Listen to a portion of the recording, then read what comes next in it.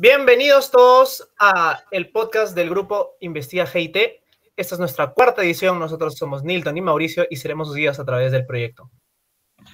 Hoy tenemos como invitado a Jorge Cruz Toribio, egresado de nuestra querida facultad. Jorge ha sido primer puesto en el Congreso de Ponencias Latinoamericano en el Congreso Nacional de Ingeniería Civil en México, el 2018. Primer puesto en el concurso de ponencias estudiantil en el Congreso Nacional de Estudiantes de Ingeniería Civil en Cusco, 2018. Y segundo puesto en el concurso de ponencias estudiantil en el Congreso Nacional de Estudiantes de Ingeniería Civil en Huaraz, 2017. Así es, tenemos un invitado de lujo hoy día. Buenas noches, Jorge, ¿cómo estás? Buenas noches, chicos, un gusto para mí estar nuevamente presente en la facultad para poder compartir experiencias y cómo ha evolucionado el tema de investigación en mi persona conforme pasó el tiempo, ¿no? Sí, Jorge. Jorge, ¿alguna vez imaginaste que te ibas a ir a vivir a Costa Rica? No, la verdad es que no. En realidad, yo he tenido un proceso bastante particular, imagino que muchos de los alumnos de la facultad, donde en algún momento también no tenía en realidad alguna afinidad con algún área, porque nuestra carrera es bastante amplia, ¿no? Ingeniería civil, podemos enfocarnos pues en estructuras, construcción, suelos, hidráulica. Sin embargo, cuando ya encontré el área, el enfoque que le quería dar a mi profesión, entonces pues comencé a aprender muchísimo, enfocándome mucho, y eso me llevó pues ahorita a estar en Costa Rica haciendo una maestría, ¿no? Excelente. Ahora, Jorge, antes de comenzar como la entrevista como tal, coméntanos un poco sobre tu tesis. Sí, a ver, mi tesis nace justamente, esta idea fue como primera parte, la presentamos en el CONEIC junto con mi compañero Giancarlo Prudencio, ¿sí? Pero esto ya vino desde que comencé a llevar cursos de transportes, especialmente el curso de diseño vial, con el ingeniero Cipión, a quien saludo aquí a distancia, y que bueno, un ingeniero que bueno, me enseñó bastante, en realidad me hizo amar, digamos, la parte de transportes, y de ahí me comenzó el interés a comenzar a investigar qué nuevas herramientas existían para poder evaluar pavimentos y comenzar a buscar información, ¿no? Entonces uno cuando no conoce, digamos, cómo investigar, dónde comienza a buscar información, estás en Google, digamos, entonces comienzas a buscar información y por ahí encuentro un paper, ya en papers, hablamos de papers, en trabajo, en artículos de investigación, donde obviamente la gran mayoría está en inglés, por eso es que el inglés es bastante importante aprenderlo. Encuentro que había un ingeniero que había evaluado pavimento de afirmado, habían colocado una cámara en un globo aerostático, o un globo, digamos, un globo aerostático, ¿no? Y desde ahí tomaba imágenes, fotografías. Y después esas fotografías, mediante un algoritmo, los procesaba y pues tenía un modelo 3D, ¿no? Entonces desde ahí comenzaba a inspeccionar la vía. Entonces dije, estaba muy interesante, y dije, ¿por qué no podría hacerlo? Ahora que, y justamente a la par, mira para la suerte, había ido a una conferencia justamente del CISMIT, que ellos estaban utilizando drones ya para hacer topografía. Entonces ahí fue donde nació la idea, ¿por qué no poder aplicarlo eso a pavimentos, ¿no? Y de ahí nació todo el mundo, pues poder aprender cómo se usan los drones, qué se hacían. Te hablo ya de 2015, donde no había muchos drones en el país, no había mucha investigación, mucho conocimiento, habían poquísimos drones, ¿no? Y aparte también eran muy caros. Entonces poco a poco uno fue aprendiendo, ¿no? Entonces, después de casi un año llevé algunos cursos en España, me acuerdo, porque acá tampoco no habían cursos de drones, ahorita abundan. Entonces, a raíz de todo eso, ya decidí comprarme un dron, ¿no? Hacer esa inversión en comprarme un dron y hacer mis propias pruebas. Y a raíz de muchísimas pruebas que pude hacer, salió pues la investigación en realidad y dio fruto pues como primero quedamos en segundo lugar en el concurso de ponencias en Huaraz y luego fuimos con un nuevo tema con el Cusco, donde logramos el primer puesto, ¿no? Claro, para poner un poco en contexto a los chicos, el tema de tesis de Jorge es el cálculo de índice de condición del pavimento con imágenes de vehículo aéreo no tripulado. Bueno, su tesis para obtener el título profesional como ingeniero civil. Y bueno, tiene como asesor al ingeniero Wilfredo Gutiérrez de nuestra facultad. Sí. Aquí también es algo bien gracioso. Yo llevé el curso electivo que se llama Mecánica de Sistemas Aplicables y Transportes, que imagino que ahora también lo sigue dictando el ingeniero Wilfredo Gutiérrez. Entonces, cuando yo como tenía esta idea en la cabeza, yo recuerdo que le comenté eso después de clases. Entonces el ingeniero, o fue en la clase, no recuerdo bien, le comenté al ingeniero, justamente el ingeniero enseña el método para evaluar pavimentos, el método tradicional, y le comento, ingeniero, eso se podría hacer con un dron. Y él me dice, no sé si por ese momento el ingeniero habrá visto un dron o no, y simplemente me respondió, no, eso ya se hace en otros países. Entonces como que me dejó, uy, no, bueno, ya fue, pues, ¿no? Claro. Entonces, al siguiente ciclo, cuando ya había pasado ese curso, recuerdo que justo no sé qué pasó, creo que hubo una huelga no sé si fue de trabajadores, y una clase no se dio. Entonces me acordé, oye, a esta hora he enseñado un ingeniero Wilfred, me voy a meter a su clase. Y justo en esa clase estaba dictando nuevamente el curso de evaluación de pavimentos. Ya había pasado un ciclo, hace unos meses. Y a la salida le pregunto nuevamente, porque ya había averiguado más cosas. Entonces, cuando yo le comento lo que quería hacer, el ingeniero me miró y dijo, si quieres te ayudo, me dijo.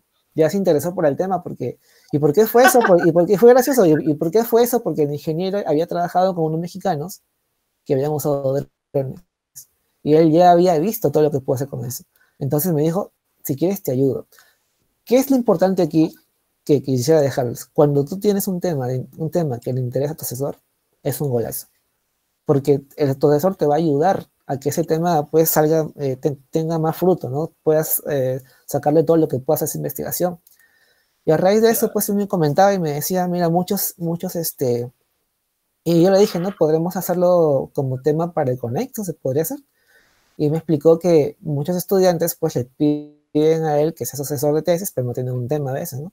Entonces, una de las cosas que él pide, que es muy importante, es para la otra semana traer un título, tener cuál es tu problemática que quieres solucionar y tus objetivos y tu hipótesis. Entonces, imagínense, yo estaba perdido recién y entonces ahí está, muchos básicamente no regresan, ¿no? Porque no se dan el valor de buscar, investigar y comenzar.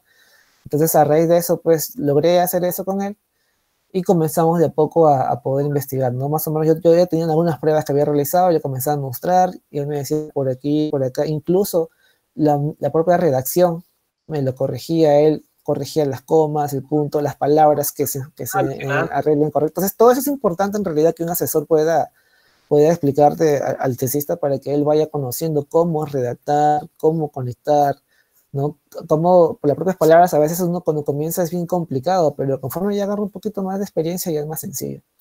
Entonces, a raíz de eso también, yo tenía un poco de temor porque nunca había participado en un concurso de ponencias en CONEIC, entonces mi compañero Giancarlo Prudencia, en ese tiempo llevamos cursos similares y me dijo, oye, vamos al CONEIC pues, con tu tema. Y te ayudo, pues no, porque necesitaba alguien más para hacer pruebas y todo, redactar, entonces con él pues hicimos el trabajo, parte él, parte yo, y pues nos lanzamos al concurso de ponencias en horas.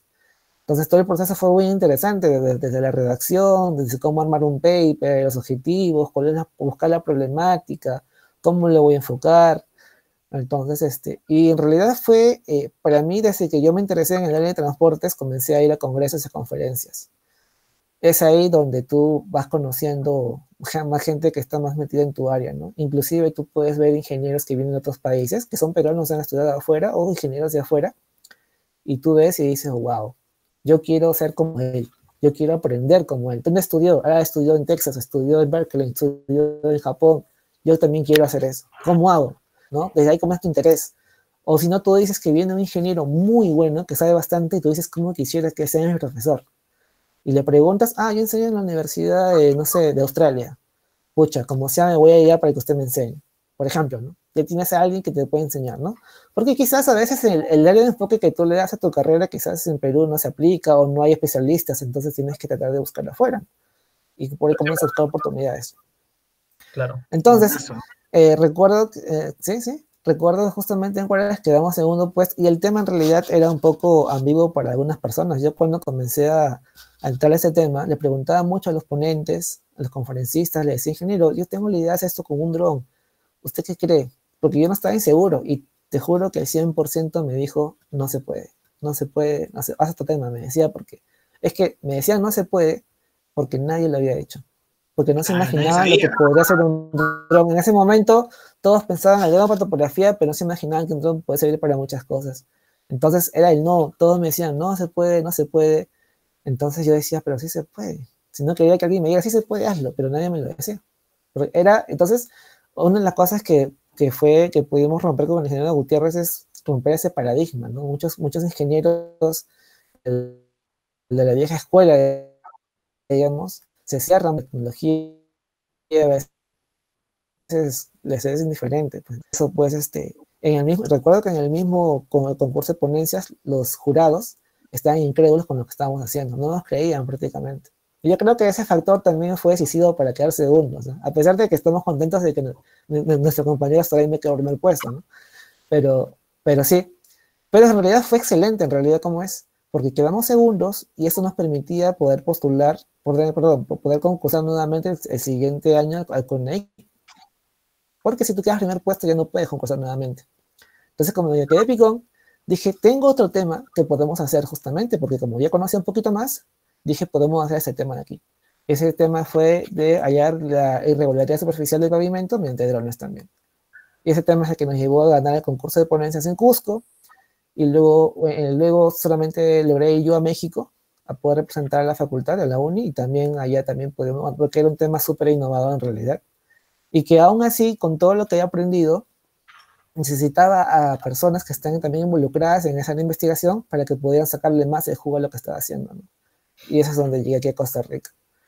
Entonces, el primer artículo que hicimos para el CONEI Guaraje, que quedamos segundo puesto, básicamente cuando ya tienes un artículo, básicamente ya puedes tener tu tesis. Entonces, fue ya fruto de ese artículo, pues básicamente fue mi tesis de grado, ¿no? Justamente eso. Buenazo, buenazo. Sí, sí. Y que aparte también me parece muy interesante eso de que al principio te decían que no, sobre todo tu ahora asesor de tesis, que te dijo que no, Sí, que no se podía. increíble. Un Sí, tiempo increíble después, en realidad. Sí, es que él era desconocido, entonces imagínate, los únicos que me dijeron que sí, cuando ya estaba así como que dudando, eran los chicos de CISMIC, ¿no? Tanto Jorge Tobar como Lucio, ¿no? Estacio, que ellos son los que están muy metidos ahí, y ellos me dijeron, lánzate, sí se puede. Entonces dije, bueno, ya, ojalá que la inversión sea productiva, porque básicamente era para la tesis. Pero sí, en realidad este tema me ha abierto muchas puertas. Entonces eso es lo bonito.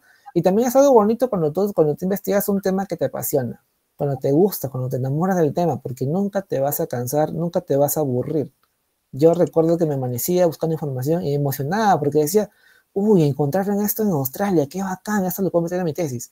Uy, encontré esto en Japón. Inclusive comencé a buscar información de artículos en japonés, en árabe, en ruso, imagínense. O sea, yo encontraba de todo, entonces traducir y todo eso yo me emocionaba mucho, ¿no? Entonces, y a raíz de eso, pues, poco a poco uno aprende más y más y más, ¿no? Ahora sí, ahora que ya los drones son bastante comerciales, ya hay muchísima más investigación, ¿no? Pero aún así, pues, todavía hay mucho, mucho por hacer. Claro, definitivamente, y qué orgullo para todos, sobre todo para nosotros como facultad, que todavía salió de nuestra casa madre y ahora estés investigando algo tan innovador. Me parece, me encanta, te lo juro. Ahora, Jorge, usualmente abrimos este tipo de entrevistas hablando un poco de los grupos estudiantiles, provocarnos un poco en el espectro de los ámbitos de la carrera. ¿Tú has pertenecido a algún grupo estudiantil en la facultad?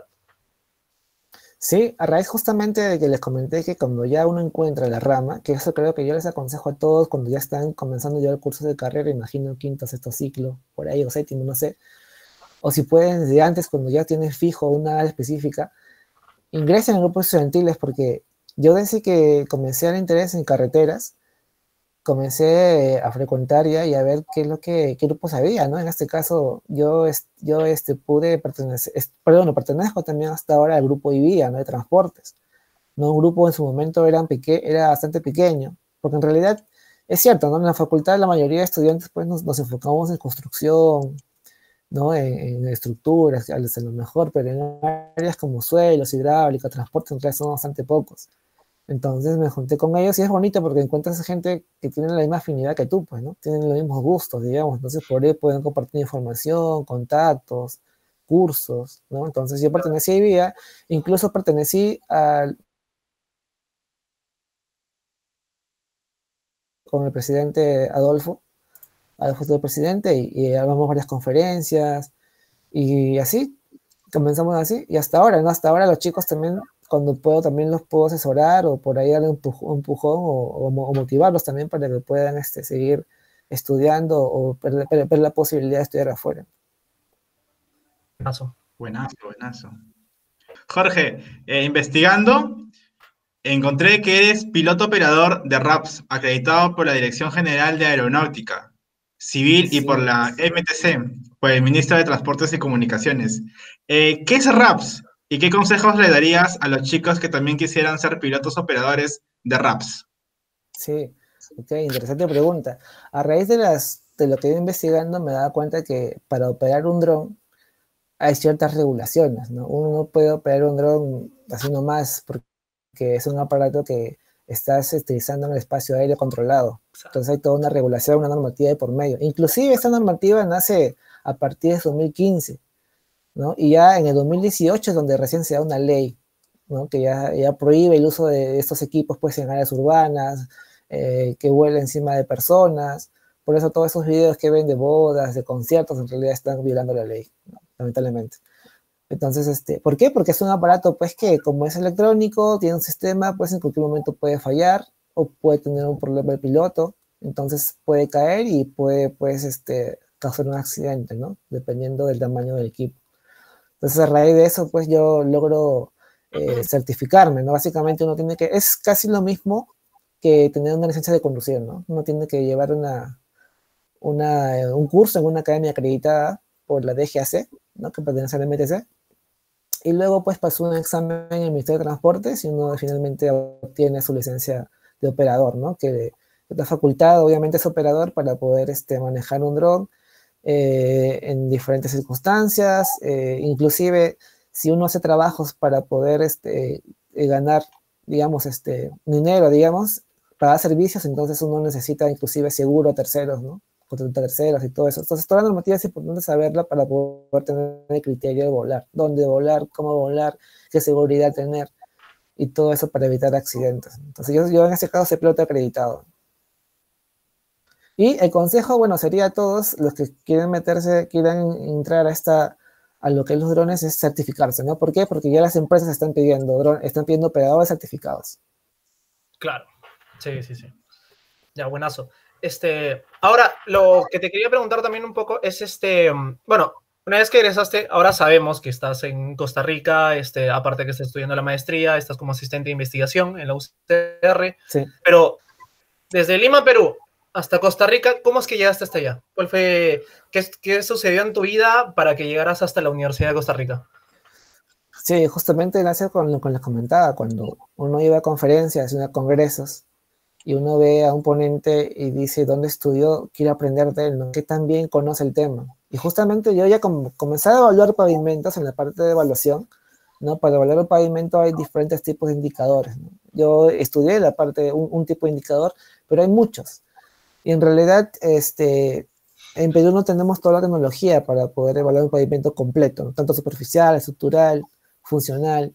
Entonces, buscando y vi esa persona, pues, era de la Universidad de Costa Rica, pertenecía a la NAMI, que es el Laboratorio Nacional de Modelos Estructurales y Materiales, y en ese laboratorio es un laboratorio súper equipado con todos los equipos que se necesitan para hablar un pavimento, ¿no? De última generación. Y dije, wow, lo que hacían era increíble. Y dije, quiero ir ahí, ¿no? ¿Cómo hago?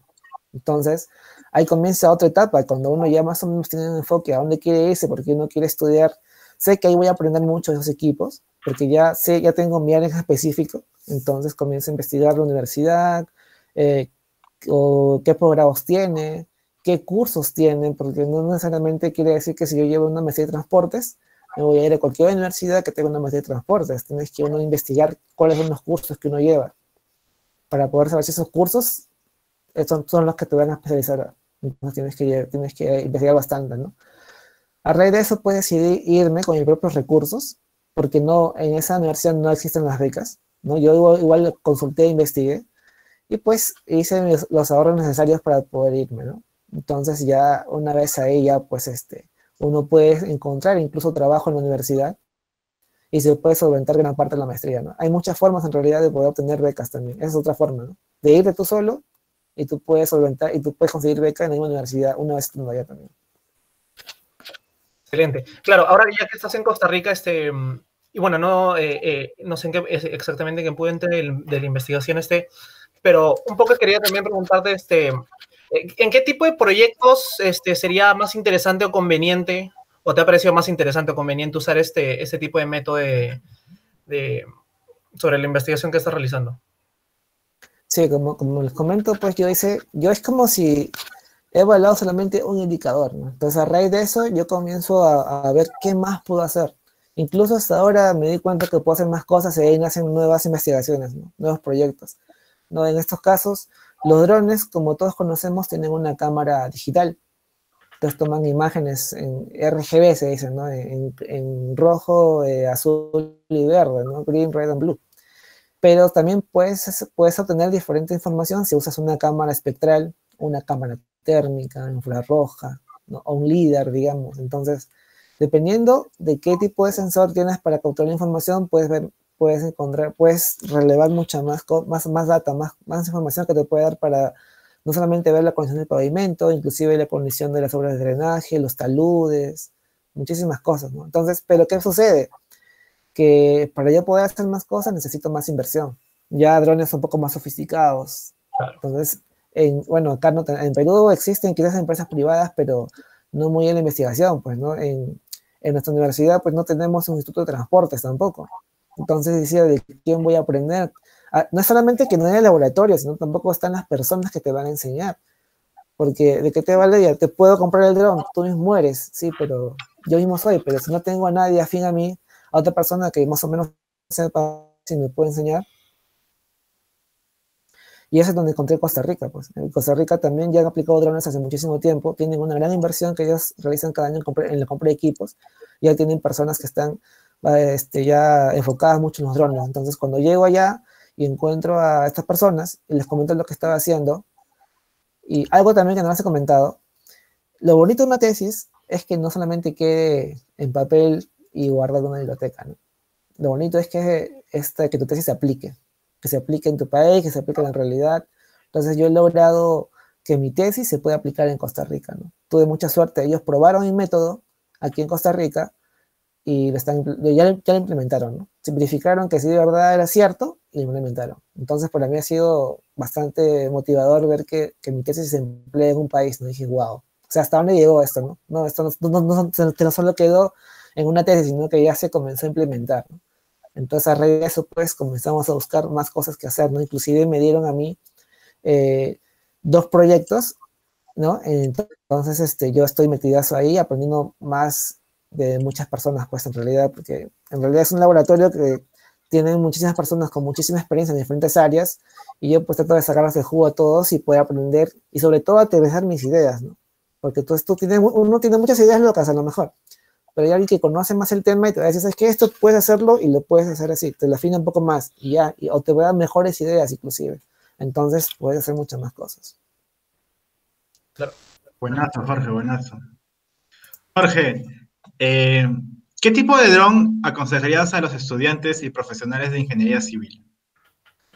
Ok, interesante pregunta también. Cuando yo inicié, estaba de moda el Phantom 3, ¿ya? Es de una marca DJI, que es la marca, digamos, que abarca casi el 90% del mercado a nivel mundial. Entonces, entonces yo veía que siempre cada 6 meses aparecía un nuevo equipo, un nuevo modelo, ¿sí?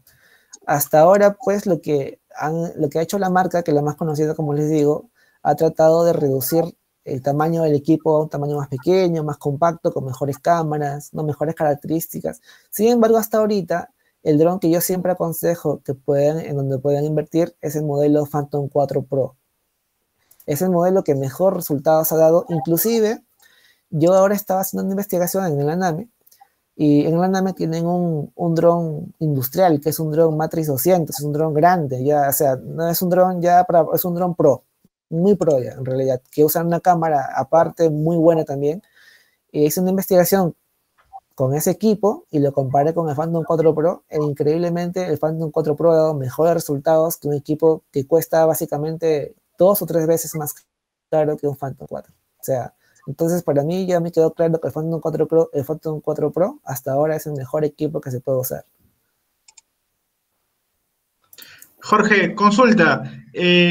Al momento de tú usar dron para hacer un plano topográfico, por ejemplo, que me lo estabas comentando, eh, ¿deja de ser importante el teodolito, el nivel de ingeniero? ¿Deja de ser importante o es una unión, es un conjunto? Trabajan de la mano. Ese es otro paradigma. Muchos que están metidos en esto de los drones piensan que los drones pues reemplazan a la topografía tradicional.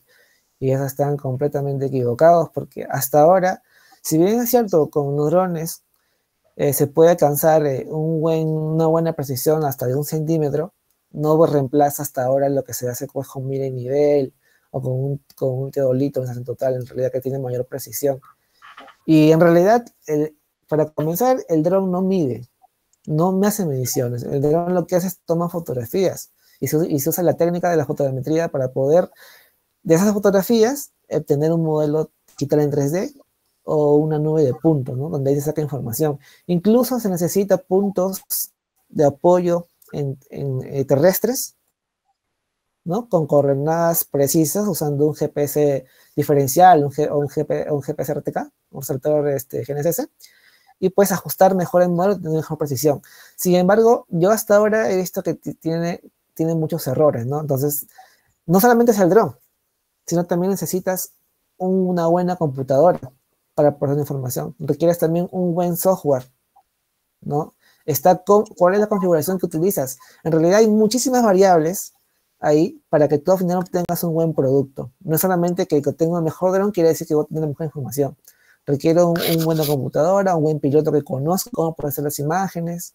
Si en caso voy a colocar puntos en terreno, una persona que conozca el tema del GPS, los puntos de apoyo, depende de muchas cosas para obtener. Entonces no es tan sencillo como se piensa en realidad. Mauricio. Excelente. Ahora, Jorge, ya, bueno, nos contaste bastante y bueno, te extendiste bastante sobre lo que tu experiencia en el CONIC Huaraz. Pero también quisiera saber, cuando te enteraste que ibas a ir a México, ¿cómo fue esa sensación? ¿Cómo llegaste hasta allá? Una vez que llegaste hasta allá, la diferencia entre los ingenieros civiles de por acá y el Congreso de por allá, más o menos, ¿cuál fue tu sensación al Sí, respecto? fue bien interesante. En realidad, yo ya tenía, digamos, una experiencia con Huaraz. Ya al CONEC me fui bastante fogueado porque ya sabía cómo era el proceso, ya sabía cómo eran las preguntas, ¿no? Entonces ya me sentía un poquito más seguro, digamos, y también tenía ¿cuál era lo bonito, digamos? Que yo a partir de que quedé segundo puesto con ese tema, que para muchos es interesante, me comenzaron a invitar para congresos, conferencias, donde cuando tú presentas un tema nuevo, hay muchas personas que tienen mucha curiosidad y hacen muchísimas preguntas. Entonces, si bien es cierto, yo comencé a abarcar muchas partes del tema, pero siempre habían vacíos, ¿no? Entonces uno me decía, pero puedes calcular, puedes observar los huecos, puedes medir la profundidad de huecos con este equipo. Entonces, la verdad es que no podía, porque no había buscado la solución, no había encontrado la solución. Entonces, todas esas preguntas que me hacían, yo trataba de absorberlas con mi investigación. ¿Cómo hago? Procesaba, buscaba y encontraba. Bien, yo lo hice. Para la próxima que me pregunten, ya sé cómo hacerlo. Entonces, conforme daba más charlas, más conferencias y más preguntas, entonces, en realidad lo que hacían era me alimentaban a mí, en realidad. Mientras más me pregunten, para mí era mucho mejor, porque así mejoraba la investigación.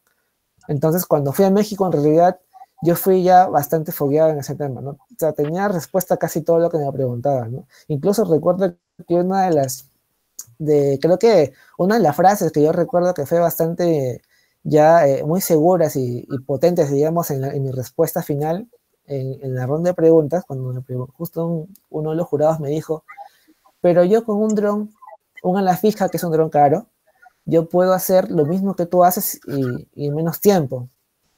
Entonces yo le dije, a ver, un momento, le dije, para comenzar un ala fija es un dron caro, ¿no? Ya no sería rentable, ¿no? Segundo, que esas alas fijas vuelan mínimo a una altura de 80 metros, le dije. Y según la normativa tal del MTC, de la DGAC, no se puede porque yo soy piloto acreditado por la Dirección General de Náutica Civil y no se puede hacer eso. Entonces, imagínense, ¿no? O sea, le dejé Hay golazo, calladito. hay golazo. Yo cuando dije eso, automáticamente dije yo ya creo que ya gané, ¿no? Porque en realidad fui muy seguro, ¿no? Entonces a los chicos, no sé si eso se verá después del concurso de ponencias, entonces siempre les aconsejo, ustedes muy seguros, ¿no? Investiguen todo lo que puedan en sus respuestas bastante seguros. Creo que eso fue una de las cosas que hicieron pues que podamos ganar, ¿no? El concurso con él. En México en realidad fue bastante interesante, yo fui bastante motivado porque yo decía, uy, qué bacán, porque uno concursa con los mejores temas de cada Conex, ¿no? Wow.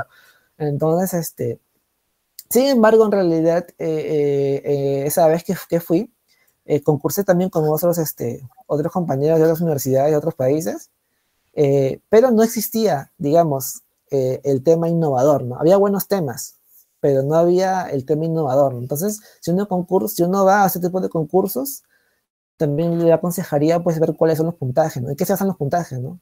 Un puntaje es innovación. Ok, si yo sé que mi tema no es innovador, entonces sé que ahí voy a obtener 0 puntos.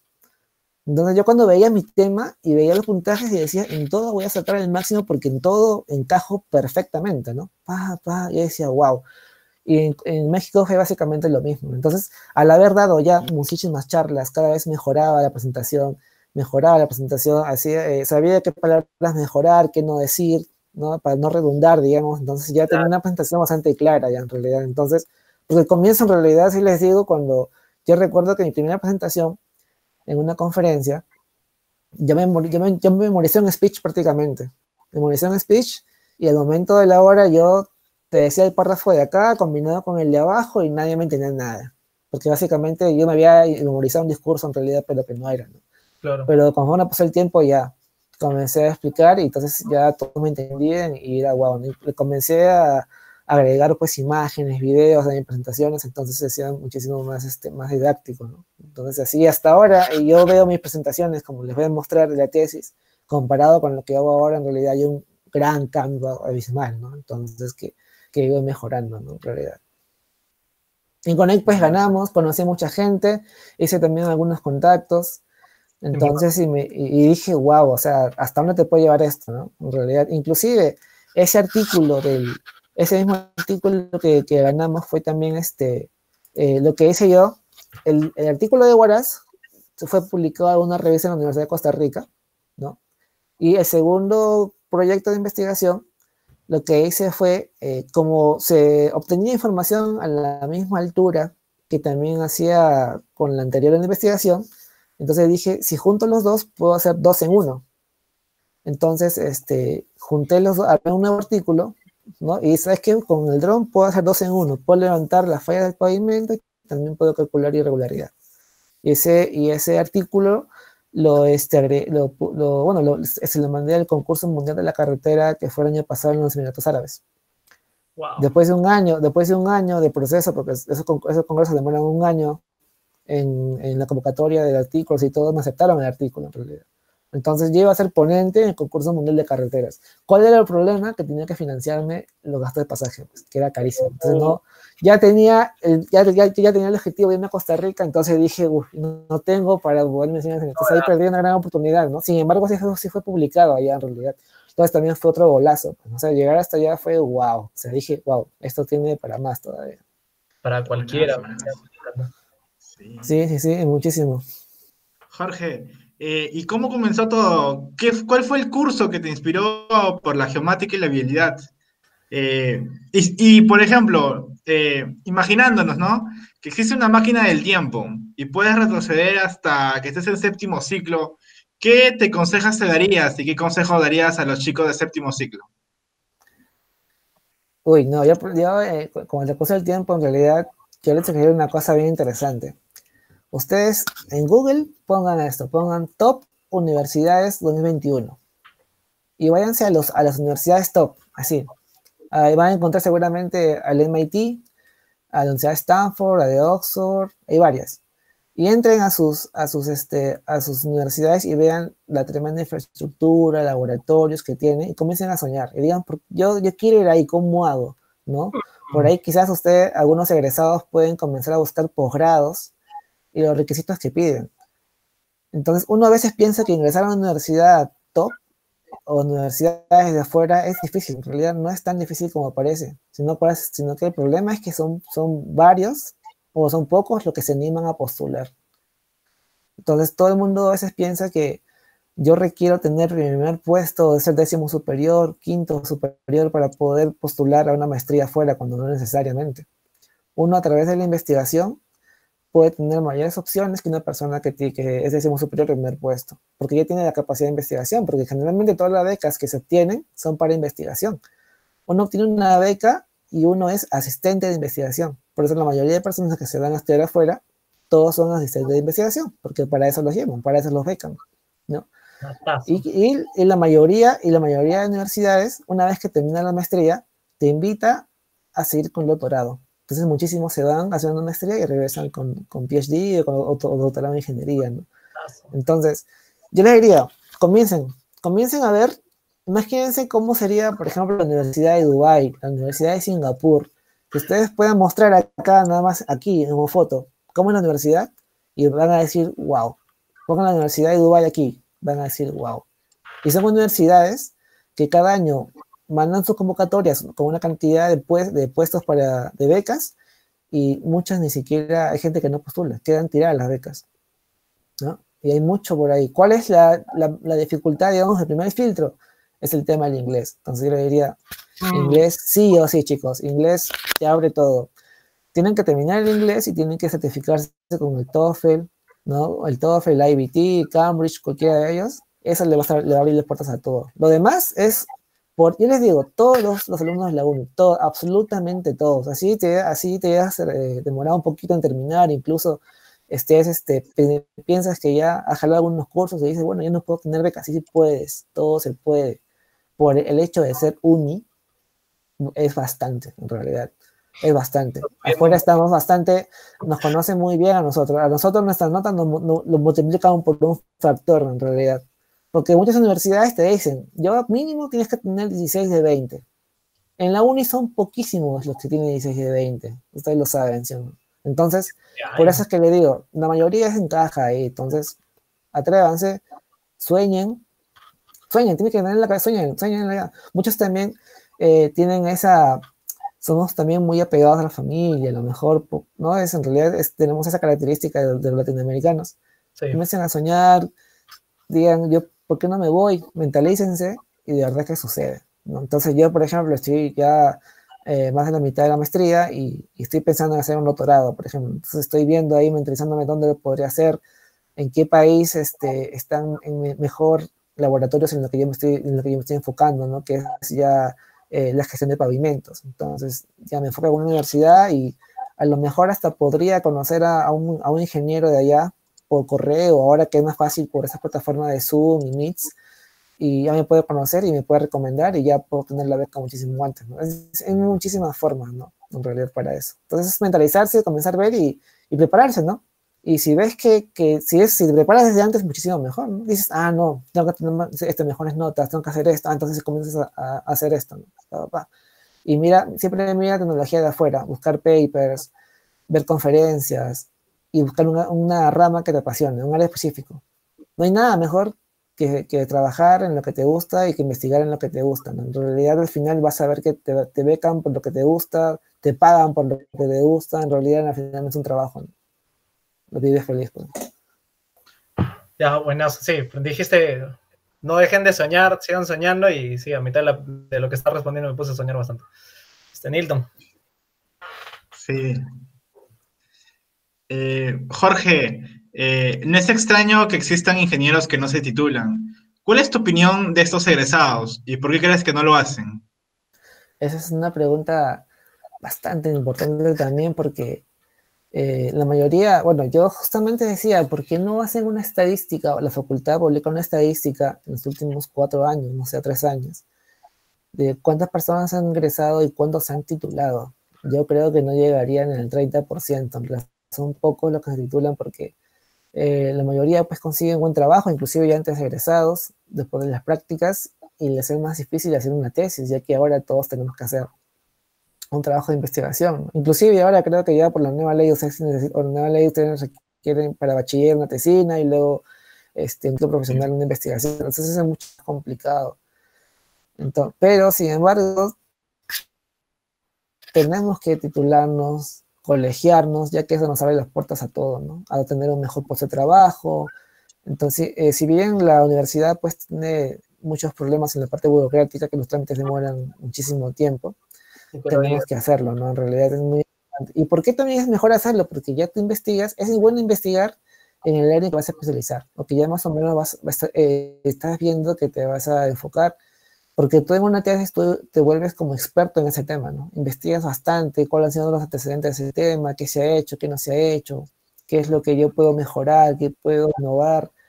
Y finalmente, pues, tú ya conoces el tema. Si que tú trabajas en esa área, entonces tú lo vas a conocer muy bien porque ya te dicen eso. ¿Qué sucede, no? Que la mayoría de nosotros no tenemos un tema, no sabemos qué tema vamos a hacer y pues terminamos pues a veces en un área en particular que todos conocemos, ¿no? Todos a veces dicen, bueno, ya haré algo concreto, pues no, ¿qué nos queda? Digamos, es lo más clásico, lo más comercial, ¿no? Pero tengo muchos amigos que hicieron en concreto su tesis, pero trabajan en otra cosa que no tiene nada que ver con lo que han hecho. Entonces, digamos que no les ayudó. Exacto, exacto. No les ayudó. Entonces, no pierdas tu tiempo. Busca un tema. Ahora, me preguntan, sí, pero ¿qué tema elijo, Jorge? ¿Cómo hago? Ok, tienes que comenzar a leer. A nosotros no nos gusta leer, yo sé que es difícil, sobre todo nosotros en la uni, a lo mejor, no sé. Pero comienza a buscar investigaciones, busca en congresos o papers, ¿ya? Los papers son artículos pequeños de 5 páginas, son poco, no es muchísimo en realidad. Ves el resumen, ves los objetivos y ves las conclusiones y ves qué hay de nuevo, ¿no? Y dices, wow, eso es interesante, eso lo podría hacer en Perú o podría mejorarlo así. Entonces, y por ahí comienzan las ideas. Hay muchísimo que se puede hacer en nuestro país. Entonces, puede tener ahí de referencia, ¿no? Entonces, por ahí puedes comenzar a ver papers y por ahí te van a hacer un tema porque te va a dar muchas ideas. Inclusive, como te digo, inclusive solamente haciendo lo que te digo, de buscar una universidad, entra a su página web. Si está en japonés, no sé, le vas a traducir si quieres al español y vas a ver todo. Busca maestrías, posgrados y fíjate las áreas de investigación. Si tenemos nosotros 5 áreas de investigación, ellos tienen 50. ¿Ya? O sea, hay un montón. Inclusive, por ejemplo, hace una semana estaba con un amigo justamente que también hablando de esto de las maestrías y nos pusimos a buscar en una universidad de Japón, está cualquiera. Como estamos en transportes. Encontramos que ellos tienen un área de estudio que es solamente para peatones, ¿ya? Toda investigación enfocada solamente en peatones. Y tienen un laboratorio especializado solamente para esa área. O sea, observen la cantidad de inversión que tiene esa universidad japonesa para tener un laboratorio equipado solamente para hacer investigación en peatones. Entonces, nosotros a veces estamos en una burbuja, a veces con algunas limitaciones que tenemos en nuestra facultad o ¿no? en los laboratorios, y que al final, mientras más laboratorios tengamos, más investigación podamos tener, ¿no? Entonces, eso es lo que se debería apoyar, mejorar, invertir en el futuro, ¿no? Para hacer más investigación. Pero que en otros países, pues, en realidad tienen tremenda investigación y uno se abre la mente totalmente, en realidad, porque uno no se imagina cosas que existen afuera que en Perú lo mejor es bien limitado y pensamos que hasta ahí nomás llega, cuando en realidad hay muchísimo por ver, ¿no? Claro, uno de los fundamentos de la investigación también es tener tu mente bastante abierta a todas las posibilidades y en base a eso también encontrar un tema. Y sí puede ser que en el estar un poco en la carrera a veces te encasilles en algo y por ahí se te ocurre algo y digas, no, no puede ser. Como hay docentes que ya llevan años en la carrera y a veces dicen eso. Justo como Sí, claro, por eso a mí me interesaría que todos en realidad puedan tener esa experiencia de irse afuera, especializarse en un área específica y poder regresar y compartir sus conocimientos, ¿no? En realidad he visto que ya hay muchos ingenieros que han hecho sus maestrías y doctorados afuera y sería bonito que ellos nos cuenten cómo hicieron para irse, ¿no? O sea, con beca, sin beca. Algunos a lo mejor, por ejemplo, algunos han hecho su maestría en una universidad en un país, no como en mi caso, ¿no? Yo estaba buscando doctorados y me he dado cuenta que varias universidades a todos los doctorantes los becan automáticamente. Automáticamente. O sea, automáticamente, ¿por qué? Porque como ya tienes un buen grado de máster en conocimiento, ya te pueden utilizar, digamos, para poder enseñar digamos, estudiantes de pregrado. Puedes estar como jefe de práctica, puedes dictar clases, puedes estar en el laboratorio de investigación. porque ya vas a generar investigación. Entonces, lo que hacen es, te beco en el doctorado, te doy si quieres tu departamento, tu cuarto, lo que quieras, y encima te pago una remuneración mensual, pero acá te quedas investigando y acabas tu doctorado. ¿Tú qué ganas? Tú ganas tu doctorado. ¿Qué ganan ellos? Ganan la investigación que vas a hacer, los conocimientos que vas a compartir, ¿no? En realidad lo que hace la universidad es invierte, o el país lo que hace es invierte para que tú vengas y apliques todo tu conocimiento aquí en una investigación, dejes esa investigación en este país, tú obtienes tu grado. Entonces, para el doctorado, digamos, es más fácil. ¿Cuál es lo difícil? Que te acepten.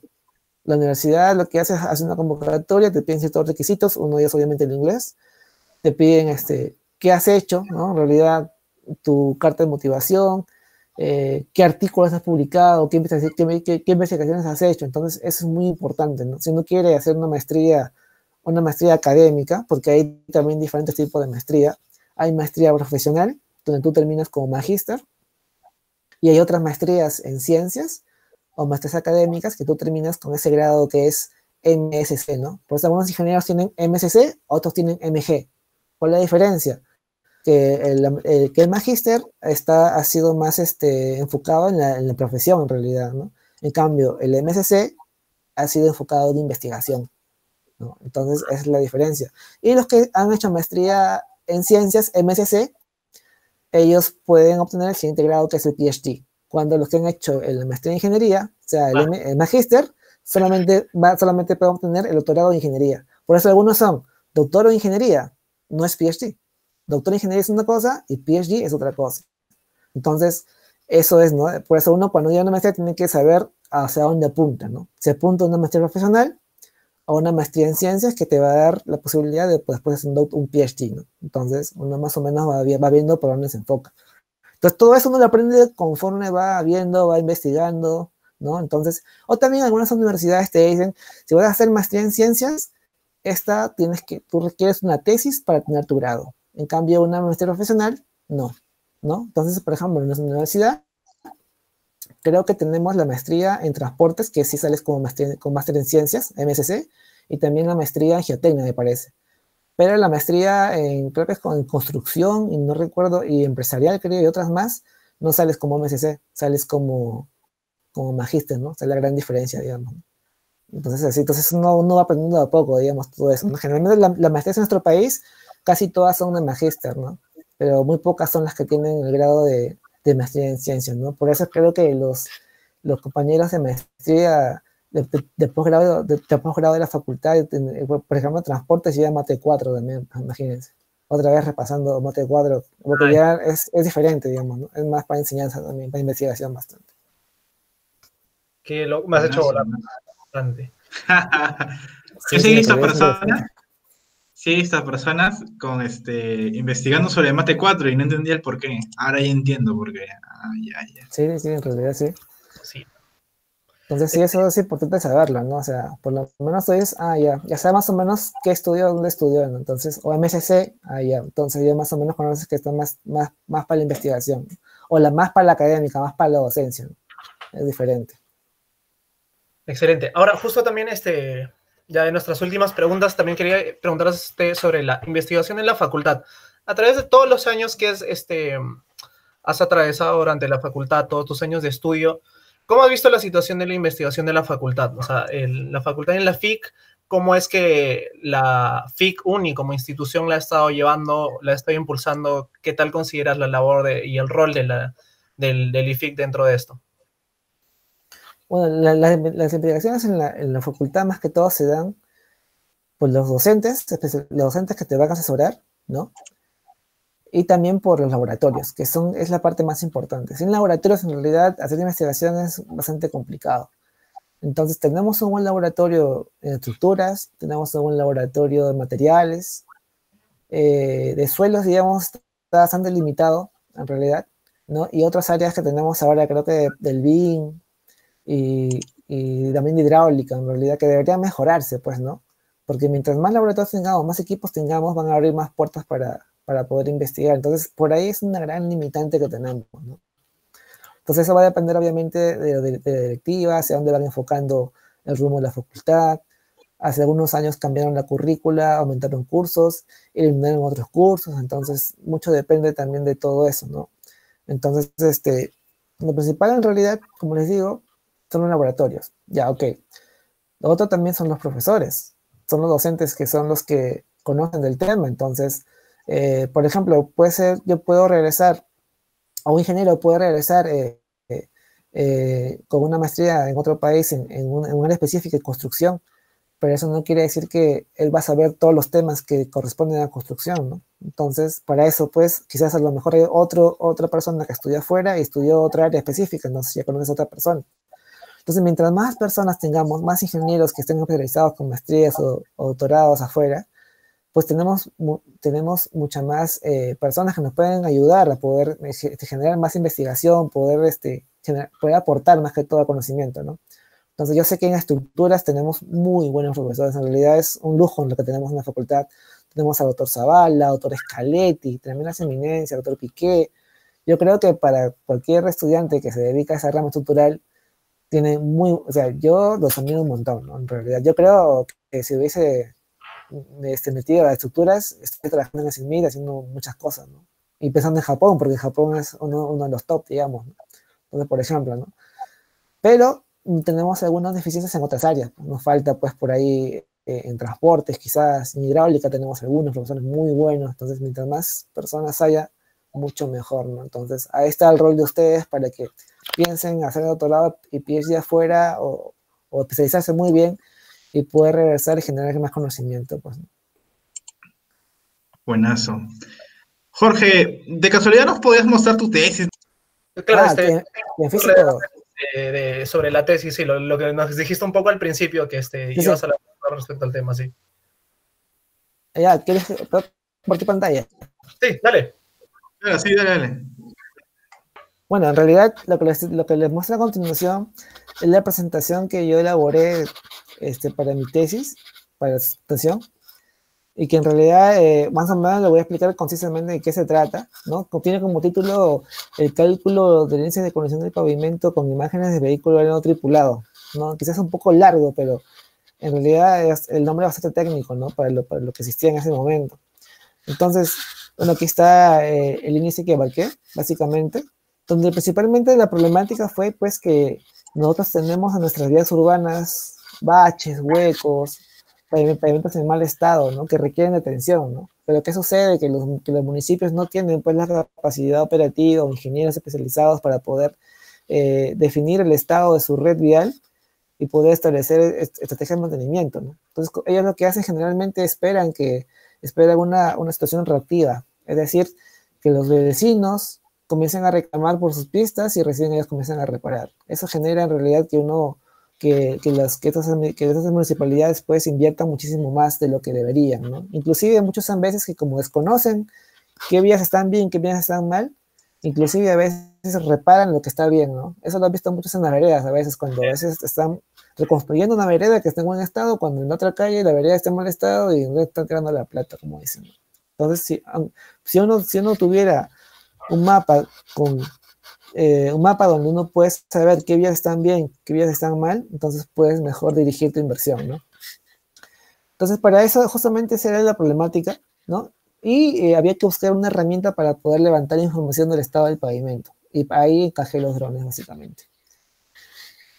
¿Esto qué representaría? Quiere decir que cuando uno construye un pavimento, pues inicia con una buena condición, pero conforme pasa el tiempo, como estos están diseñados para una vida útil, se van deteriorando, ¿no? Pero si uno hace una inspección cada año, cada cierto tiempo, uno puede ver cómo evoluciona su curva de deterioro y puede saber en qué momento poder intervenir, ¿no? Hacer la inversión para que pueda durar mucho más tiempo, ¿no? Y así la carretera no te va a durar lo que a veces dura 5 años, ¿no? Y está diseñado para 20, entonces inclusive puedes aumentar su vida útil a más de 20, ¿no?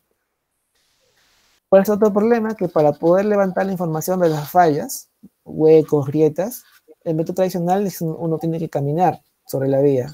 Pero ¿qué sucede? Que si tú caminas por la vía, es bastante complicado porque hay tráfico, pasan carros que te puede generar accidentes, tienes que cerrar una vía, puedes generar tráfico.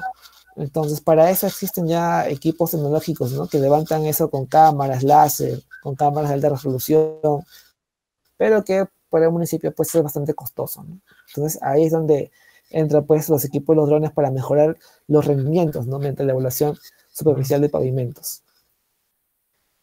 Cuando yo comencé a buscar información, encontré pues que existía casi nada en lo que es usar drones para pavimentos, ¿no? Casi todas las investigaciones que había visto eran sobre lo mismo, ¿no? Evaluar un pavimento, un cierto tramo y definir su condición. Hay muchísimas tesis de lo mismo, pero no hay nada, no hay un aporte. Siempre uno cuando habla de una tesis tiene que buscar qué voy a aportar, qué nuevo aporto conforme, con qué me diferencio con los otros temas de investigación, ¿no? Tienes que aportar algo nuevo. Entonces yo solamente encontraba investigaciones que no aportaban, que básicamente eran lo mismo, ¿no? Hasta que encontré esta de aquí, que un ingeniero había colocado en un dron tipo helicóptero, ¿no? Y había levantado con una cámara colocada ahí mismo un pavimento tipo afirmado y procesado, eso fue en el 2012 inclusive, imagínense, fue procesado mediante un programa con algoritmos y pues pudo reconstruir en 3D, ¿no? Entonces hizo algunas medidas y mediciones en longitud y en ancho y también en profundidad y los comparó con el método tradicional y pues encontró unas precisiones bastante buenas, ¿no? Entonces encontré que fue publicada en el 2012 y también me dio la idea para aplicar los drones, ¿no? ¿Por qué no pavimentos, no? Entonces, porque ya de 2012 hasta el 2016 en ese momento pues había mejorado un poco la tecnología con el tema de las cámaras, las baterías, inclusive la misma sustentación del equipo que era más seguro que antes, ¿no? Antes a veces los equipos se chocaban. Y todas estas tesis básicamente son de lo mismo. Que nosotros de la UNI nos exige más porque en realidad tenemos que aportar algo, ¿no? En una tesis. En cambio, también esa es una debilidad de muchas universidades particulares a nivel nacional, que en realidad no hay un buen filtro de tus tesis, ¿no? Entonces uno cuando comienza a buscar información de un tema se da cuenta que muchas tesis de otras universidades para nosotros son monografías. Es un proyecto de curso en realidad, pero no es una tesis en sí, ¿no? Entonces es muy importante también. Entonces yo encontraba solamente eso. Por lo tanto, pues el objetivo del proyecto era evaluar la condición del pavimento mediante un vehículo aéreo tripulado, que es el nombre que se le da técnicamente a los drones, ¿no? Entonces, los objetivos específicos, una vez que uno tiene un objetivo general, tiene que ver sus objetivos específicos, de tal manera de que sean actividades que uno va a realizar en diferentes etapas, ¿no? Entonces, como primera etapa había puesto registrar el pavimento mediante imágenes de los drones, después tengo que procesar las imágenes y poder evaluar el pavimento, ¿no? Con diferentes tipos de falla que voy encontrando y su severidad, que puede ser leve, puede ser medio, puede ser alto, y finalmente puede determinar las ventajas de aplicar el método de vías urbanas, ¿no? Para una buena gestión. Tu justificación es para qué, cuál va a ser tu aporte, ¿no? Entonces el aporte básicamente era para que estos equipos sirvan como una herramienta para poder planificar, programar, priorizar y presupuestar el mantenimiento. De esa manera pues puedes conservar las vías en buen estado para beneficio de los usuarios. ¿Tu hipótesis es tu pregunta o es lo que tú más o menos, tú ya es lo que tú vas a demostrar finalmente, ¿no? Entonces en mi caso era que empleando los drones se puede realizar un inventario eficaz y un metrado de fallas, ¿no? Y que voy a mejorar pues los rendimientos con respecto a la técnica tradicional, ¿no? Que era caminando, ¿no? Que a veces requieres de mucho personal, tienes que cerrar la vía, inclusive a veces de un vehículo, y pues el rendimiento es bastante alto, ¿no? Como le decía, el método en sí, básicamente tienes que caminar, tienes que identificar cada tipo de deterioro. Por ejemplo, en este caso, la imagen de la derecha donde me encuentro yo ahí, es un hueco, entonces tengo que delimitarlo. Tengo que saber cómo va a ser arreglado. En este caso se arregla, digamos, con un parche superficial y tengo que más o menos elegir un área y ese área tengo que metrar. En este caso puede ser, no sé, imagino, 1 metro cuadrado, digamos, aunque no es un poco menos, pero digamos que sea 1 metro cuadrado ya de parche, ¿no? Tengo que definir su severidad, que puede ser leve, medio o alto. ¿Y cómo hago esto? Porque ya existe una norma americana donde me dice cuáles son las fallas, cómo reconocer si es medio, leve y alto, ¿no? Y también su cantidad o severidad, como te digo, en área, en longitud. ¿Por qué? Porque cada tipo de falla, lo que hace finalmente este método es, si yo tengo un pavimento en buen estado, está en estado de 0 a 100, tiene 100. Pero conforme voy encontrando diferentes tipos de fallas, le voy restando ese 100. Menos 5, menos 10, menos 5, así. Finalmente hago un acumulado y veo que todo ese tramo se encuentra, por ejemplo, ese tramo se encuentra en 40 de 100. Entonces ya imagino que requiere mantenimiento, ¿no? Este estado está en 80 de 100, está en un estado. Si yo tengo más o menos esos numeritos, y si yo puedo ponerle colorcitos, y puedo decir, ¿sabes qué? Color verde quiere decir que está en buen estado, color rojo quiere decir que está en mal estado. Si tengo un mapa con diferentes colores, puedo saber dónde intervenir, dónde poner la inversión, ¿no? Y así puedo optimizar mis recursos, ¿no? Esa finalmente es la idea del tema, ¿no? Pero requiero, pues, de una herramienta para poder evaluar, ¿no? Entonces, básicamente aquí, igualmente, si yo hago evaluaciones cada cierto tiempo, hago la evaluación en un tramo cada cierto tiempo, puedo yo definir su deterioro, puedo modelar su ecuación de deterioro y poder saber en qué año voy a intervenir, ¿no? Entonces, mientras más evaluaciones tenga, mientras más información tenga, puedo generar estos modelos. Como les decía, los drones no se conocen como van, vehículo no tripulado. Aquí en el Perú una normativa le llaman RPAS o RPAS, o también le dicen ARPAS, ¿no? Que básicamente es el mismo nombre, pero en inglés, ¿no? Donde pues existe una gran categoría conforme a su tamaño y su peso, pero generalmente los conocemos como dos tipos, ¿no? Duelas fijas, como ven a la izquierda, y los multirotores que ven a la derecha, que son alas rotatorias, ¿no? Que son más fáciles de maniobrar, ¿no? Son más versátiles, digamos, ¿no? Entonces, obviamente, el lado izquierdo, pues, está por arriba de los $10,000, y por los equipos de la derecha, pues, los puedes encontrar actualmente a $1,000, $1,500, son bastante accesibles, ¿no? Ya que poco a poco se ha reducido el precio, ¿no? Este fue el equipo que yo empleé. Esas son sus características, en realidad, para ese entonces, un Phantom 4 Pro, con muy buenas características. Esta había mejorado bastante porque los drones se chocaban mucho, y este dron ya venía con sensores antichoque, ¿no? Que ya detectaba un obstáculo y frenaba, entonces eso te da un poco más de seguridad en los vuelos. El método, básicamente, uno programa el equipo para que este pueda sobrevolar un área de estudio a una altura, de tal manera que pueda tomar imágenes del pavimento, y entre imagen e imagen exista un traslape, un recubrimiento, un solape, en un área en común, tanto en la dirección longitudinal y transversal. Estas imágenes son procesadas por un software que te va a dar una nube de puntos densa, ¿no? Cada puntito tiene sus coordenadas y tiene una textura. Entonces, si yo junto todo, tengo pues un mapa en 3D. También nos da un ortomosaico o un ortofoto, que básicamente son todas las imágenes que yo he tomado, están rectificadas y en una sola foto, ¿no? Entonces, si yo le doy un zoom, yo puedo ver, pues, básicamente las fallas en alta resolución. Y también tengo un modelo digital de superficie, que yo puedo observar la elevación del terreno por diferentes colores. Una vez que yo proceso la información, yo tengo tanto el modelo 3D a la izquierda y tengo una ortofoto de alta definición a la derecha, y yo puedo básicamente ya en la computadora hacer lo mismo que hago en campo, ¿no? Puedo recorrer ese modelo 3D y puedo comenzar a medir en longitud diaria, como si estuviera en campo, ¿no? Solamente que le hago una computadora y puedo así puedo identificar qué tipo de falla es, cuál es su severidad, y puedo medir en longitud o área su cantidad, su densidad, ¿no? Entonces así puedo inventariar cada falla que voy encontrando. Entonces yo apliqué esto en una vía de prueba que es básicamente está cerca a donde yo vivo, y fue una vía pues de 500 metros básicamente, casi 500 metros. Esto fue en el distrito de Ate, ¿no? Entonces, donde había tránsito normal, ¿no? Había buses, camiones, motos, lo convencional que podemos encontrar en una área urbana. Y básicamente el método te dice que ese tramo de 500 metros tienes que dividirlo en tramos pequeños, ¿no? En este caso, siguiendo la metodología, pues nos da 13 tramos. Esos 13 tramos tienes que hacer una ecuación estadística ¿por qué? Porque lo que te dice el método es que no evalúes todo, porque es mucho trabajo.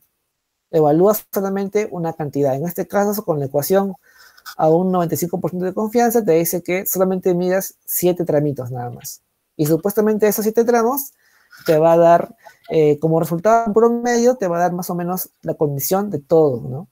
Pero lo que no sabían era que mi método evalúa todo, sin hacer esto de acá. Entonces mi método evalúa todo sin hacer tramos, sin hacer un número estadístico. Se hizo la evaluación, justo aquí me ayudó mi compañero Giancarlo Prudencio, también en la foto, le agradezco mucho. Entonces tuvimos que colocar conos de seguridad, y aún así fue muy complicado, porque si ustedes ven en la imagen, en realidad los carros a veces no respetaban, ¿no? Que estábamos trabajando, y algunos pasaban a velocidad, entonces era bastante difícil hacer la evaluación. cuando queríamos entrar a la izquierda, básicamente era súper gracioso porque teníamos que correr, medir y regresar, ¿no? Para que no nos atropellen. En realidad sí, entonces ahí me di cuenta y dije, wow, no, hacer la evaluación no es tan fácil, ¿no? Entonces, imagínense en una carretera de alta velocidad es mucho más complicado, entonces uno tiene que cerrar un carril o totalmente toda la vía para poder hacer la evaluación, ¿no? Entonces era muy complicado, ¿no? Entonces dije, bueno, pues aquí evalué igual las 7 unidades de 7 tramos, ¿no? Ahí nos hemos demorado básicamente 5 horas y media, ¿no? Para evaluar solamente esos 7 tramos, nos hemos demorado 5 horas y media, ¿no? Por cada tramo nos hemos demorado 50 minutos, ¿no? O sea, si evaluábamos toda la vía completa, pues más o menos eran 11 horas, ¿no? Una vez de ello, básicamente se procesa la información para tener finalmente en qué estado se encuentra el pavimento de 0 a 100, ¿no? Básicamente esa es la ecuación. Y una vez hecho el método tradicional, ya aquí introducimos cómo se hace con drone, ¿no? Tiene varias etapas, ¿no? Primero es relevar la información, luego es procesar las imágenes, analizar esas imágenes y finalmente obtener la condición del pavimento. El plan de vuelo generalmente se utiliza con aplicaciones para celular, donde uno selecciona el área de estudio, le coloca la altura que va a volar, el tipo de dron que va a utilizar, el porcentaje de traslado entre foto y foto, que puede ser un 70%, 80%, ¿no? Y luego esto ya en campo pues se ejecuta el vuelo, ¿no? Entonces aquí, por ejemplo, en la urbana, hicimos un video de demostración donde este equipo pues ha mejorado con el tiempo porque son más fáciles de armar, ¿no? Antes los drones antiguamente se armaban pues, eran pues como 12 piezas y demoraba mucho en armarse, ¿no? Ahora simplemente se le coloca las hélices, se desbloquea y una vez que uno tiene el plan de vuelo en celular o la tablet, se le indica al dron cuál es el recorrido y el dron va a hacer todo automáticamente, ¿no? Entonces aquí estamos haciendo la prueba, ¿no?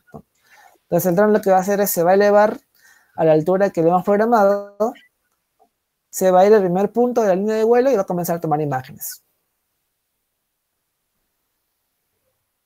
¿Se escucha el audio del video? Sí, no. Ya, perfecto. Desde no, Lima. No escucho.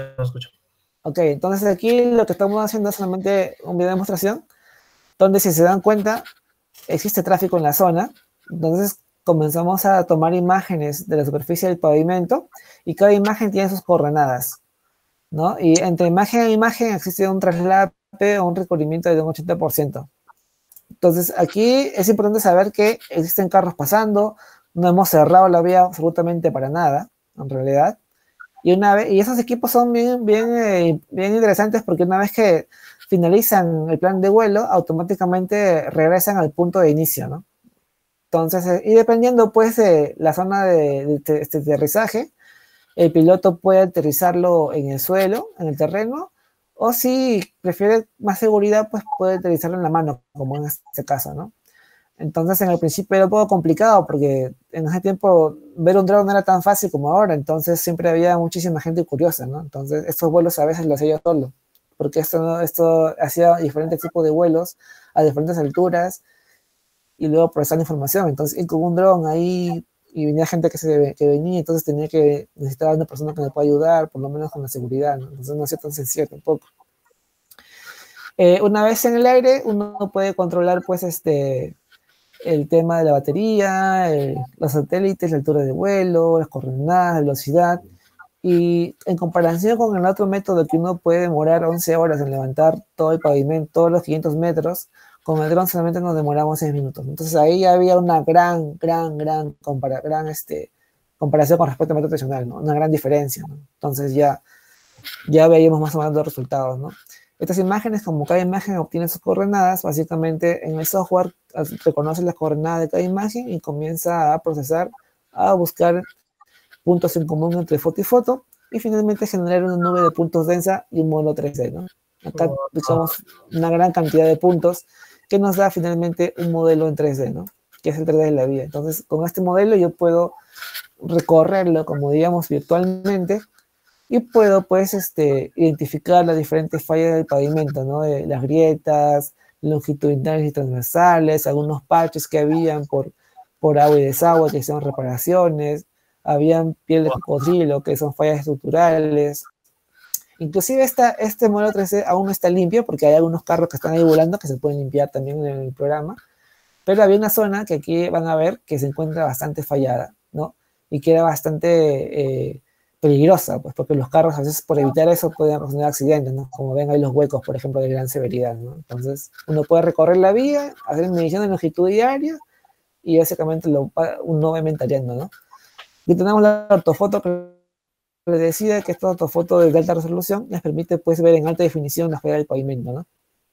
También tenemos, ahora, esto también es algo muy importante que lo encontré poco a poco, comenzaba a hacer prueba, ensayo y error, era que hay vehículos pues en las fotos, entonces, ¿qué pasa, no? No voy a poder ver lo que hay debajo. Sin embargo, este método, como cada foto y foto tiene un área de interés, un área en común, yo puedo eliminarle los obstáculos que hay en la vía y puedo tener una vía completamente vacía como si hubiese cerrado el tráfico. Ese es otro golazo. No requiero cerrar la vía para nada, ¿no? A comparación al método tradicional. Otra cosa también interesante, tengo también un modelo de criterio de superficie, que si yo tengo un hueco, justamente ahí la respuesta que me preguntaron alguna vez, para ver la profundidad de un hueco, uno tiene que llevar una regla de madera o metálica, ¿no? Y ponerla en el pavimento y poder medir profundidad.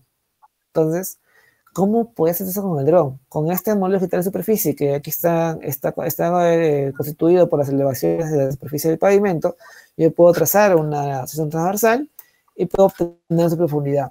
Listo, ya lo solucioné. Entonces, para obtener eso también me ha demorado mucho, ¿no? Entonces, poco a poco, cada cosa que va viendo, lo vaya check, hasta que dije, ya puedo hacer todo completamente, ¿no? Entonces, en el programa uno puede medir longitud, puede medir área, y esto finalmente lo pasa a una hoja de cálculo, ¿no? Para poder finalmente tener para poder inventariar cada tramo, y finalmente tener el PSI que va de 0 a 100, y cada valor, pues, me da si está en estado excelente, o puede estar en pobre o regular, ¿no?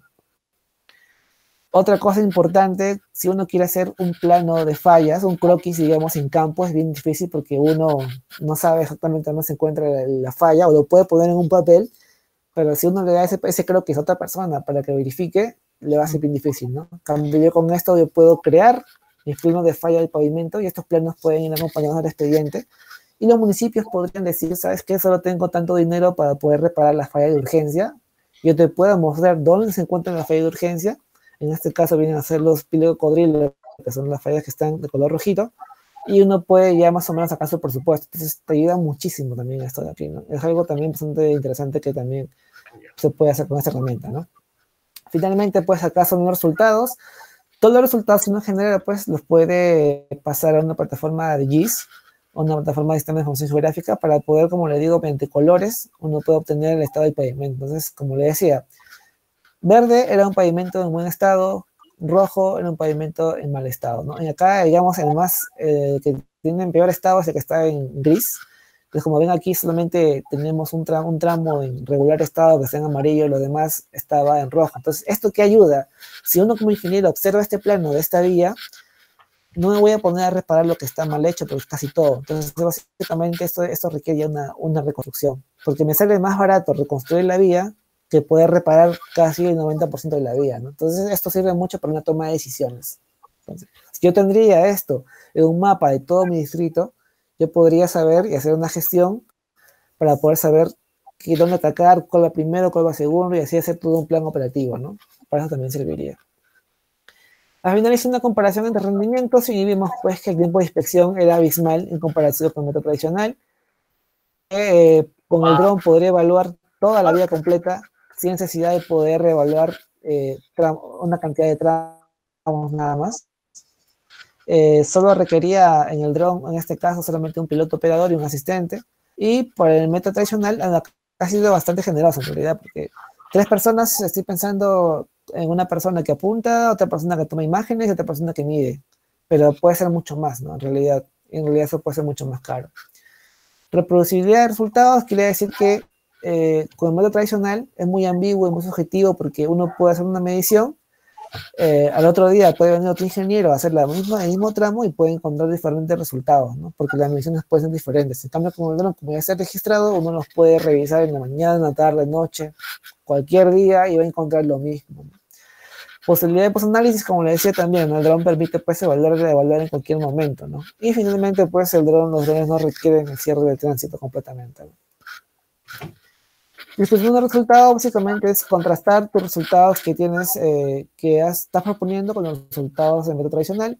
Yo puedo generar con los drones, pues fallar el pavimento de manera rápida y segura, puedo hacer un levantamiento de las imágenes con el dron, que me permite, pues, finalmente establecer estrategias de mantenimiento y rehabilitación, ¿no? Finalmente, ¿quiénes son los que ganan los usuarios, no? Porque somos nosotros los que manejamos nuestras vías, pasamos por ahí, y pues, inclusive, pues, mientras la vía se encuentra más deteriorada, pues, influye mucho en el costo de mantenimiento de los vehículos, influye mucho también hasta en el estado de salud de las personas, incluso un vehículo por esquivar un bache puede generar accidentes. Y como conclusiones, finalmente, básicamente, pues los equipos son una excelente opción para poder evaluar los pavimentos en corto tiempo. Pueden evaluar los pavimentos, el tramo completo, sin hacer muestras adicionales, sin hacer intervalos mínimos, muestras mínimas. Reduzco también el personal, ya que solamente requiere un piloto y un asistente, ¿no? Puedo calcular, pues, identificar el tipo de falla, su severidad, si es medio, alto o bajo, y su área o longitud, ¿no? Puede ser reproducido en cualquier momento, y finalmente, pues, es conveniente para gestionar actividades de mantenimiento y rehabilitación. En las recomendaciones uno siempre tiene que tratar de poder ver qué tipo de investigaciones se podrían dar adicionalmente con este equipo, ¿no? Más adelante. Entonces, aquí, por ejemplo, recomendaba poder hacer este método, podría ser en una curva, o con pendientes en subida o bajada, digamos, ¿no? También recomiendo que, como ese método se basa en imágenes, entonces es bueno tener bastante luz, entonces solamente puede hacerlo de 8 y 12, de 8 a 2 de la tarde, que ya viene a ser también una limitación, ¿no? Porque no se puede usar de noche. Pero también tengo un proyecto para hacerlo de noche, así que no se preocupen. Entonces, ¿cómo se llama? Mucho depende también el tema de tener actualizados los software, tanto del drone como del software. Es importante también que para la estratificación de las fallas exista un profesional, ¿no? Que conozca el tema para poder identificar cuál es el tipo de falla que me está inventariando.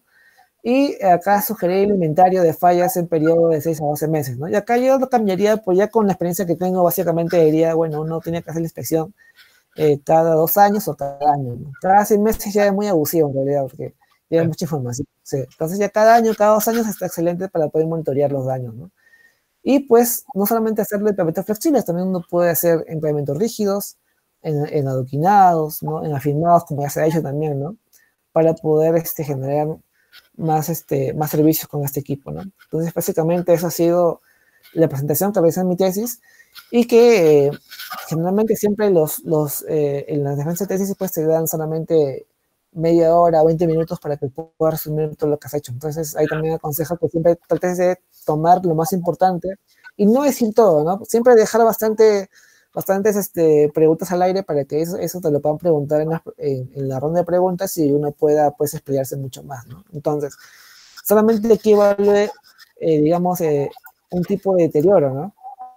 Entonces, conforme pasó el tiempo, digamos, ya uno, todo lo que voy aprendiendo, ya no solamente he realizado, pues, inspecciones en ¿cómo se llama?, en pavimento, solamente con condición, sino ya comenzaron a mejorar las presentaciones, a hacer más conferencias, y en Costa Rica fue donde yo ya conozco muchísimo más equipos, donde puedo, pues, aprender muchísimo más de lo que es una evaluación, en realidad, de lo que trata los pavimentos.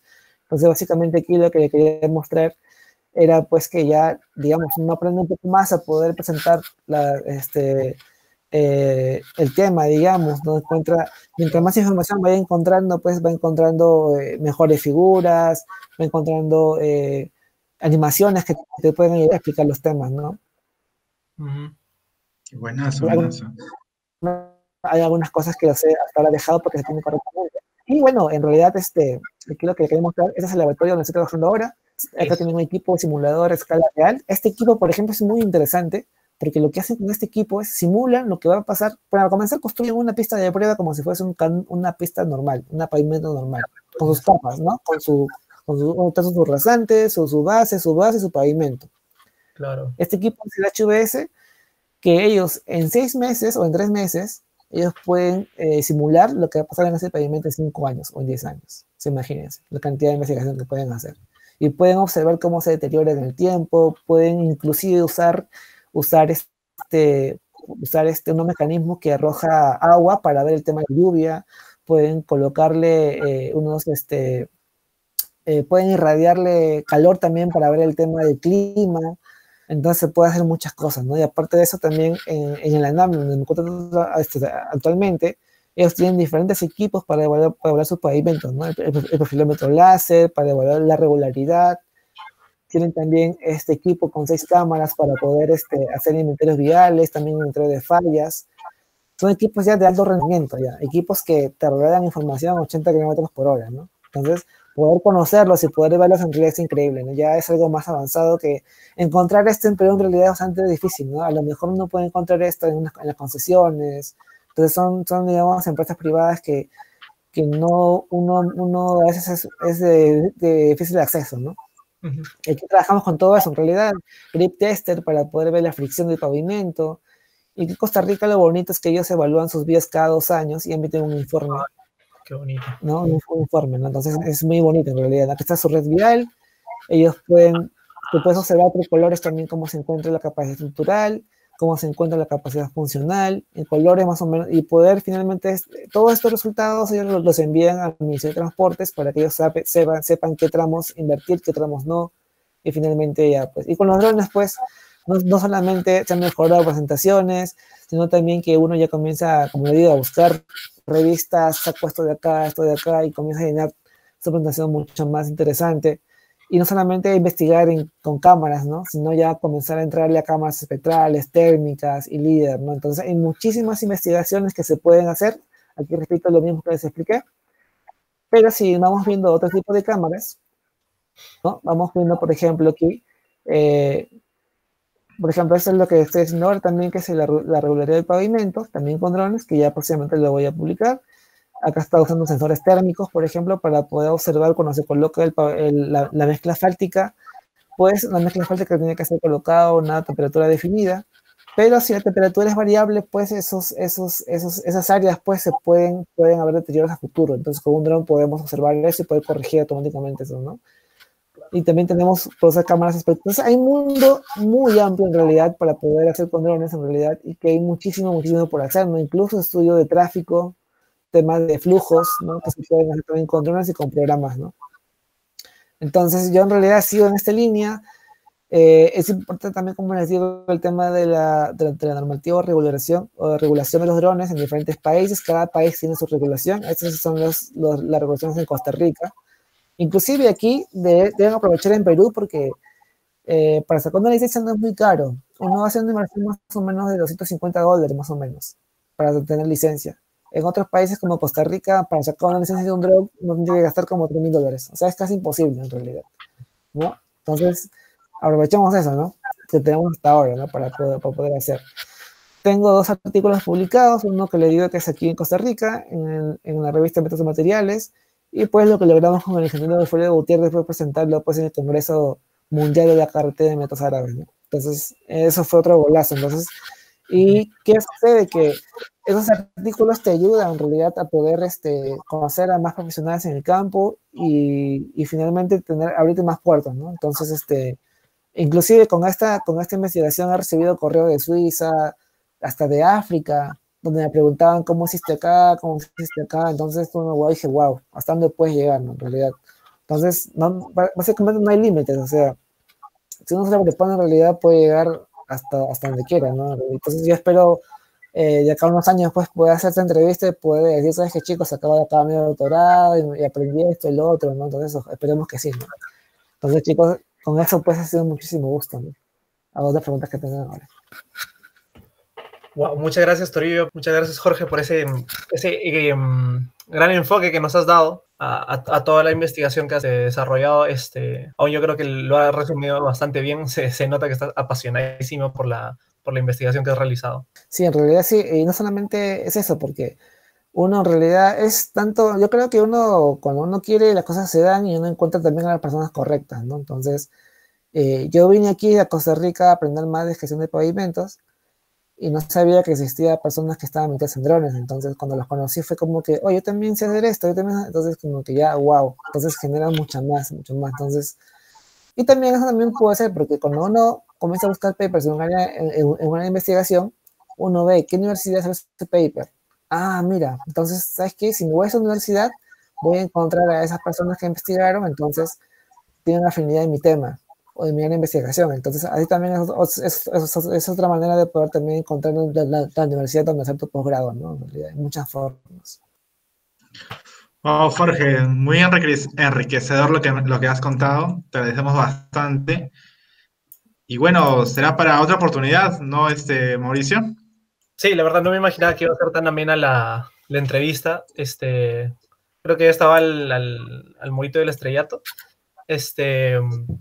Muchas gracias, Jorge, por compartir con nosotros. Y verdad que estamos muy orgullosos de que hayas sido parte de esta facultad y estés por allá investigando todo lo que estás haciendo. Y nada, hermano, muchas gracias, de verdad. A ustedes, chicos, en Gracias, realidad, Jorge. muchísimas gracias.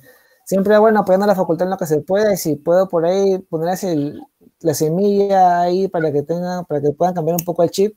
Afuera hay muchas oportunidades, chicos, ustedes que son jóvenes, hay mucho que se puede hacer. Es cosa de investigar, ver que incluso vean en YouTube también hay mucho personas que también cuentan sus experiencias, cómo ganar una beca, cómo hacer.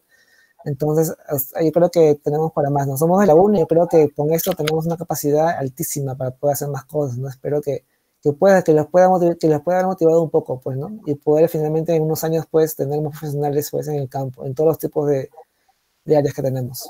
Muchísimas gracias a ustedes, ¿no? Gracias, tío Sí, Jorge. Jorge. Gracias. Gracias, muchas gracias. Gracias. Un Hasta gusto, luego. claro, mucho gusto. Gracias.